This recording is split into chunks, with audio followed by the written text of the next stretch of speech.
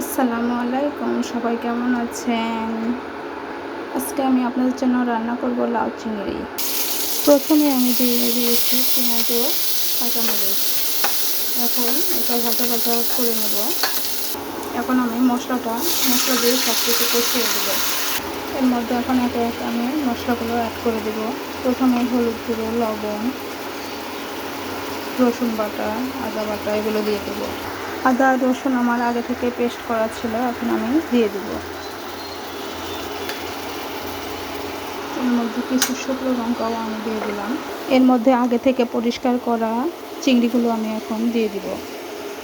দেখুন মশলাগুলো ভালোভাবে চিংড়ির সাথে ভুনা করা হয়ে গেছে। এখন আমি এর মধ্যে লাউগুলো দিয়ে দিব।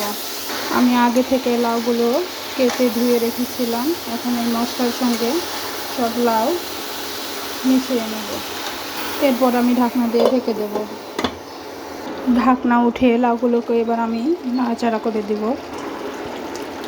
দেখুন বন্ধুরা, আমার লাউগুলো খুব সুন্দরভাবে সেদ্ধ হয়ে গেছে। এত সুন্দরভাবে সিদ্ধ হয়ে গেছে। এখন আমি লাউগুলোর মধ্যে যে পরিমাণে ঝোল খান সেই পরিমাণে পানি দিয়ে দিবেন। তো আমি এখন লাউয়ে পরিমাণ মতো মশলার পানি অ্যাড করে দিলাম।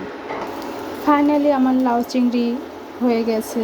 দেখেন, আপনাদের কার কার পছন্দ অবশ্যই আমাকে কমেন্ট বক্সে জানিয়ে দেবেন। এখন আমি ভাজা মশলার গুঁড়ো দিয়ে নামিয়ে নেব। ভাজা মশলার গুঁড়োগুলো আমি দিয়ে দিলাম।